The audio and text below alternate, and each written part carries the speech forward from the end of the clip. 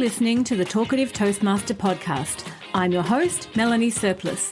In this podcast, we explore how Toastmasters can help you to polish your public speaking skills, communicate with confidence, and amplify your authenticity. You'll hear from my fellow Toastmasters and I how this global organisation has impacted our lives for the better and how it could impact yours. Now, let's get talkative. Welcome, ladies and gentlemen, to episode 54.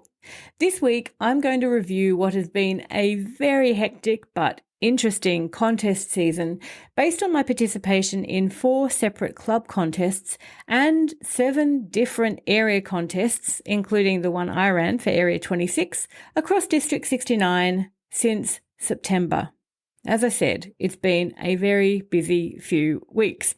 Now, as an area director, I can't compete in any level of the speech contests this year, so I decided to immerse myself into the contest space in pretty much any other way I could help.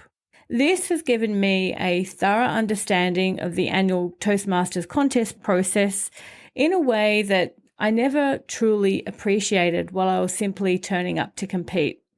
It's fair to say that a lot of work goes into every contest, whether it's at the club, area, division, district, regional, or world level.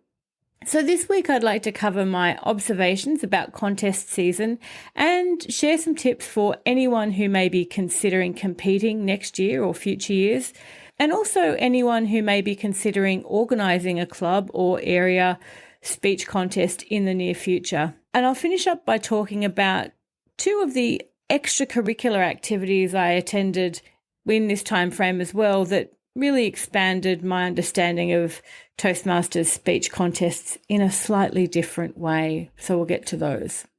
Now, I covered the detail of contests and how they run at a club level in episode 20. So if you want to go back and review that episode, I would highly recommend it. But just to summarize, at every year, 30,000 or so Toastmasters around the world start the journey of contests, and the culmination of all of that from club level can go right through to the World Championship of Public Speaking, which is a contest held every year at the Toastmasters International Convention. This year it was in Anaheim. And that's where the very best speakers from around the organisation, around the world, fight for the right to compete in that World Championship of Public Speaking. In terms of what we need for contests, and it's more or less the same at each level in a general sense in terms of the roles we need to fill, but as the contests go further up, as each level of contest plays out, there are more specific rules about who and who cannot be judges and what types of qualifications the role holders must have. But certainly at the club and area level, and even at the division level, we need contestants. Well, at every level, we need contestants. And without contestants, obviously, we wouldn't have a contest. We also, for these contests, need contest chairs, and these people are responsible they're like the MC of that particular contest. So, for example, there might be separate contest chairs for the international, the humorous speech contest, the table topics, and the evaluation contest. Again, they're responsible for running the contest. They're also responsible for briefing the contestants before the contest, getting speaker profile forms and eligibility forms, and responsible for the paperwork. There is a fair bit of paperwork involved in club, area, division, district, any competitions. So we have our contestants and our contest chairs. We also have a chief judge. This is a really important role, probably next to contestants, one of the most important roles in any contest. And it's this person who is responsible for overseeing and briefing the judges who will be, effectively determining the winner for each contest and ensuring that the contest is run by the rule book. So this person needs to be an experienced Toastmaster who has either competed and, run contests before and can navigate the rule book should any queries come up. As well as the chief judge, we also have at least 5 judges and a tie-breaking judge. So the judges are given criteria sheets, and these are standard for any Toastmasters contests around the world. There's different criteria for the international humorous, table topics and evaluations contests, but those criteria are the same. So if I wanted to compete in a contest in any other country outside of Australia, the criteria for judging would be exactly the same.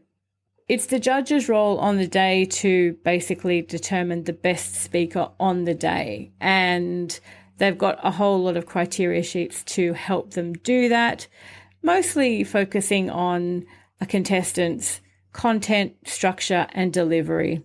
That's a very short form of it, but it's effectively those elements that each speaker is going to be judged on. Then the tiebreaker judge, when the contest results are tallied up and there's a tie in first or second or third place, is a tiebreaker judge whose role and participation in the contest is, as it says, to break that tie and to determine the winner. Now, also, depending on the level of contest, normally at the area contest and above, there is an assistant chief judge, and their role is to brief the other positions, so the non-judging, non-competing roles such as timers, sergeant-at-arms and ballot keepers. And it's really also just to support the chief judge should they need anyone else to run around. And certainly, having been to so many contests in the last few months, there is a lot of running around, no matter how organised a contest is. Now, timers, the role is obvious. They're the ones keeping time of every speech, every evaluation, every table topic, and recording that on sheets, and helping the judges to determine if there have been any time disqualifications. And I'll talk more about that in a moment. We also have sergeant-at-arms. So normally in the table topics contest and the evaluation contest, parts of those contests involves some of the contestants being outside of the room at any given time to allow for one speaker at a time to either deliver their table topic or their evaluation. So the sergeant-at-arms is either sitting with the contestants outside the room, waiting to bring them in, and then there's a sergeant-at-arms in the room who assists on that side. And then ballot counters. So once each speaker has spoken and the contest is effectively over, the judges are marking their results on a voting form, which has at the bottom a ballot, basically, and the judges have to nominate the first, second, and third place getters based on how they've scored everyone.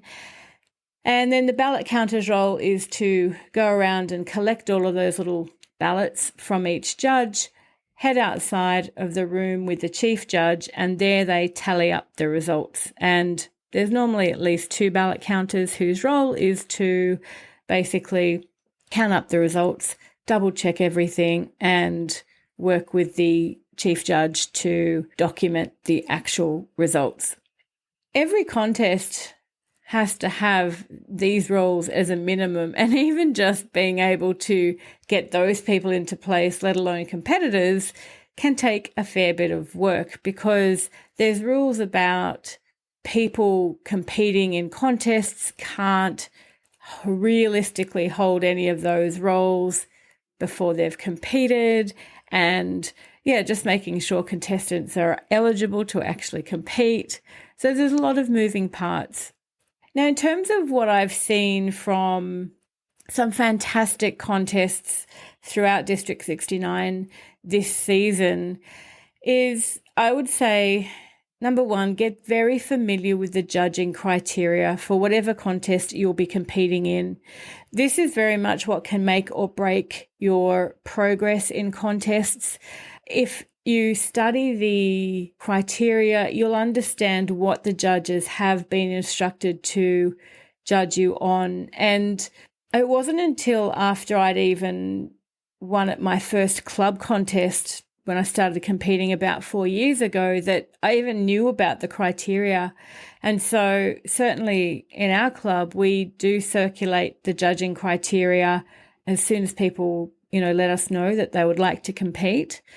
But the higher up you go, the more familiar with those criteria that you need to be, because that is, again, what the judges are looking for. And again, depending on the contest you're going to be in, those criteria will typically range around content, structure and delivery, and timing as well. You've got to stay within your allocated time for your speech or your table topic or your evaluation.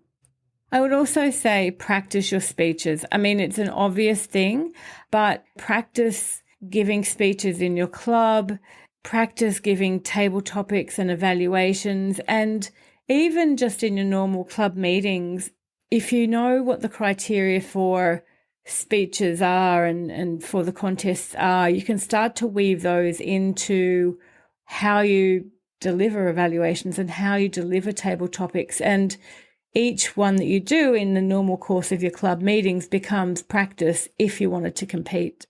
I think as well, it's important to, if you're in a contest situation, especially at area, club competitions can be nerve-wracking enough, but when you start to get into those higher levels of contest, be it area or division or district or beyond, it can feel quite daunting because there's an element of formality about it. And the higher you go in those contests, the more formal and potentially daunting that briefing process is going to feel. So if you're in the contest briefings and you're not clear about what you're being briefed about, absolutely ask any questions to the person who is briefing you. It's their role to make sure that you understand what's expected of you, how the contest will work, what you need to do, when you need to be in the room or outside of the room, just depending. Now, my next suggestion is to really watch the time. If contestants speak outside of the allocated times for speeches, table topics, or evaluations, they are disqualified. And if they don't speak to the minimum amount of time as well, they'd be disqualified. And we saw a number of time disqualifications through the course of the contest season this year. And it's always so sad when the contest chair has to announce that there has been a time disqualification. And even if it's just a couple of seconds, it can completely rule you out of a contest. And none of us want to see that. So again, this comes down to practice, being very aware of when you see those orange lights in whatever contest you're in, start to wrap it up. Just start to wrap it up. Get used to doing a very quick but thorough summary of what you've just said. And just watch the time. Most importantly, enjoy yourself and just see any competition as another part of your Toastmasters journey. It is such a fantastic experience to compete, particularly if you get out of the club and you're competing at area level with speakers you may never have heard of or seen before and judges who have never heard or seen you. And so just enjoy every part of that. And my final point for competitors is if you don't win this year, keep trying. Try again next year. Some of the best speakers in this organisation have refined their, say, humorous and international speeches over many, many years to finally win for the first time at, say, an area level or division or district or region or even the world level. So just because a speech may be knocked out in one contest in one club doesn't mean that you have to ditch that speech and forget it forever. It can absolutely be revived. And I've, again, seen many instances of speeches that were rehashed and tweaked through this contest season to eventually get that speaker to the next level. Now, in terms of potential organisers of area speech contests or division or district, although I have less experience with those personally, I've certainly been involved in organising those, but certainly in area contest, if you're considering taking on an area or a club or an area director role next year and want to get involved in the organisation of contests, I would say absolutely book your venue as early as possible. So clubs, it's typically going to just be your standard meeting room. It's not normally going to be a big deal. But for area contests where you could be expecting anywhere between 25 and 60 or more guests to attend, you want to make sure you've got a venue booked and have that sorted as soon as you can. Now, also, you would want to be confirming your chief judge as soon as possible. Now, sometimes this may be your division director, or for a club, it might be your area director, or it might be other experienced members from your club or area.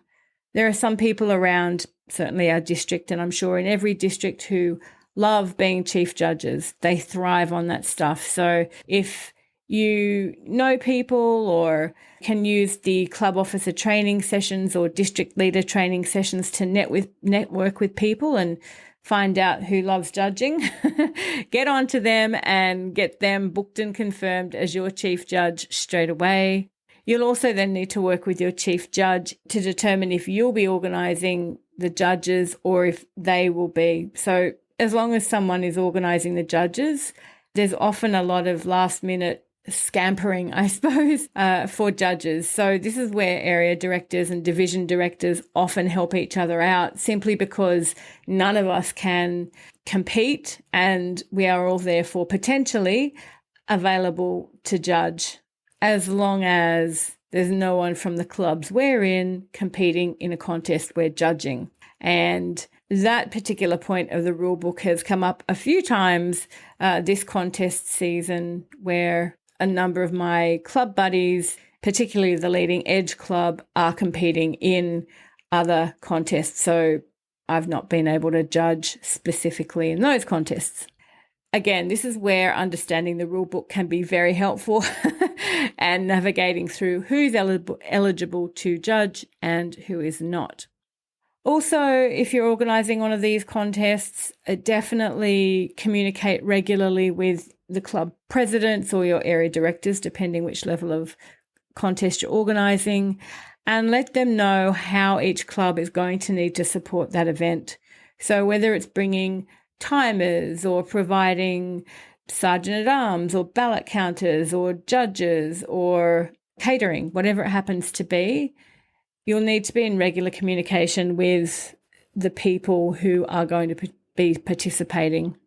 Also, it's very worthwhile keeping in very regular contact with your division director. Certainly at the area director level, they can absolutely provide help. And my division director, Suzanne Goglin, has been fantastic in terms of her support. So shout out to you, Suzanne, and thank you for your help in my contest, and certainly all the others in our area and the other divisions that you've helped out in.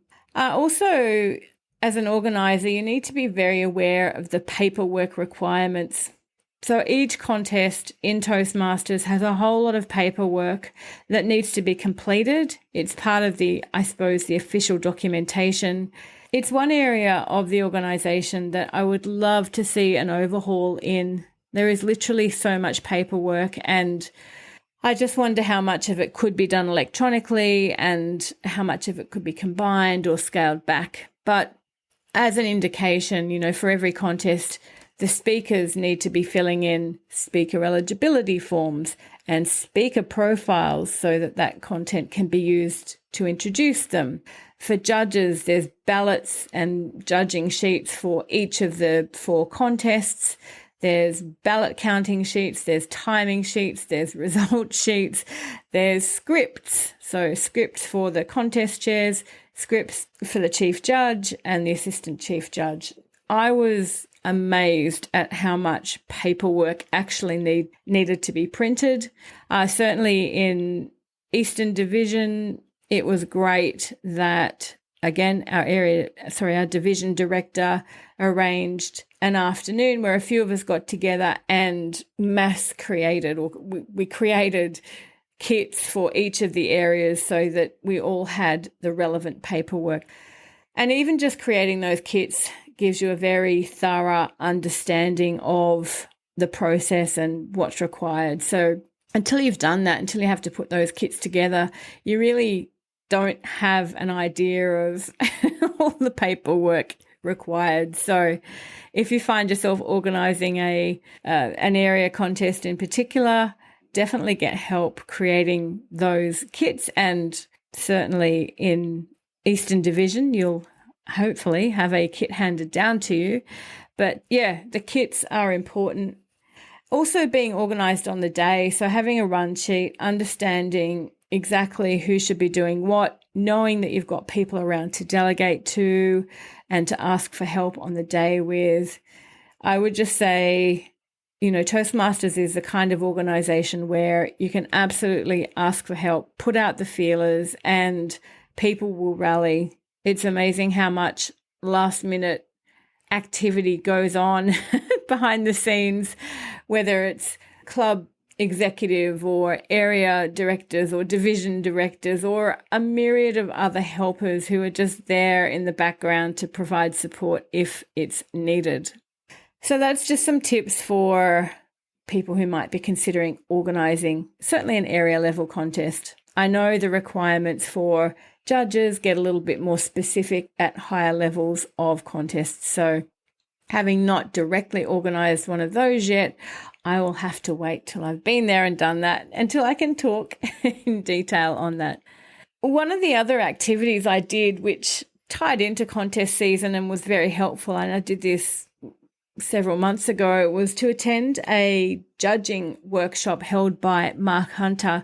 Now, Mark had previously been a winner of the World Championship of Public Speaking and had competed at that level many times.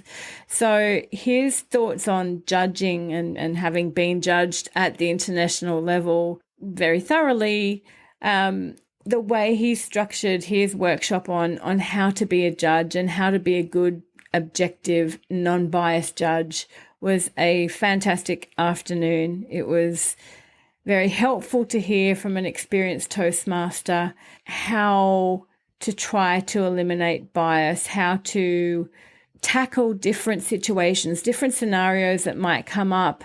For example, if someone speaks about a very controversial subject, are you judging them on the actual content and message, or if it's offensive to one person, does that necessarily mean it's offensive to the entire audience? And how do you score that? And so there was a lot of helpful discussion about how to make those split-second judging decisions that can really impact the results of a contest.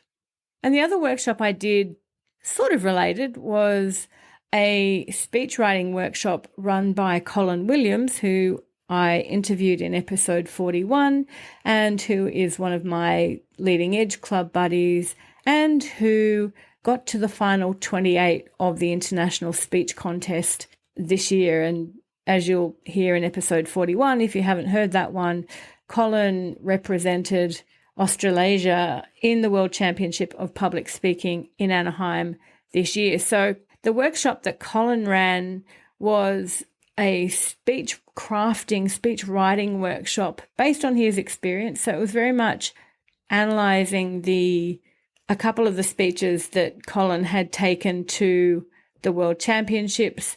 And then we got to brainstorm our own speeches and look for seeds of an idea, seeds of a story, and seeds of a message that we could weave together into a speech.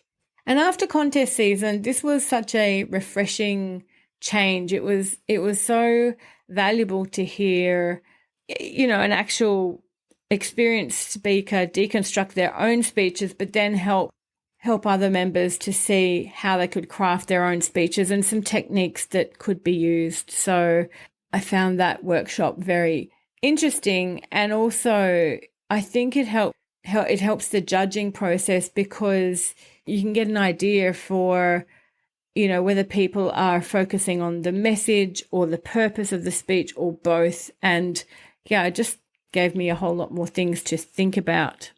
So that's really a brief overview of my experience of contest season this year. And there were some spectacular competitors. and some unfortunate disqualifications, all of which make for a awesome contest season. I can't wait to see how it all plays out at the division level contests, which will take place in about next February or March, just depending which division it is. And so if you haven't yet competed, the contest process can sometimes feel a little bit mysterious. And, you know, whether you're competing, supporting, or organising a Toastmasters contest, there's plenty of people in the organisation who can answer any questions you may have. I have learnt so much this year by jumping in and agreeing to help in the various roles, whether it's been judging or being a contest chairs, ballot keepers, sergeant at arms. I've really tried to throw myself into all of the roles except chief judge. I don't quite feel confident being a chief judge yet, but maybe next year. And I would encourage you to do the same. If you're in Toastmasters and you intend to be part of this organisation for any length of time, the sooner you can get your mind around how contests work and, you know, how you can potentially support those contests, you'll just learn so much about the contest process, about what makes successful speeches and what makes credible judges. But for now, we get a bit of a reprieve until the division and district contest season starts up again next year, and I'm really looking forward to seeing how that all plays out. If you're ready to unlock your potential, consider joining a Toastmasters club near you. Check out the Find a Club link on the Toastmasters International website at www.toastmasters.org. It's worth visiting a couple of different clubs as a guest to see which club best suits you. If you do take the leap and visit a meeting, I would absolutely love to hear your experience. Feel free to message me at talkativetoastmaster@gmail.com or tag me in the comments if you found this podcast on YouTube, Facebook, Instagram, or Twitter.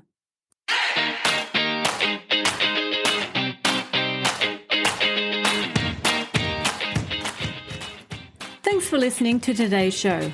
Head to talkativetoastmaster.com where you'll find the show notes for this and all other episodes, as well as links to some awesome Toastmasters resources. If you found value in today's content, I'd really appreciate if you could share it with friends and colleagues who may be interested, or leave a review on iTunes. This helps more people to find us. Until next time, remember the words of Roger Love. All speaking is public speaking, whether it's to one person or 1,000.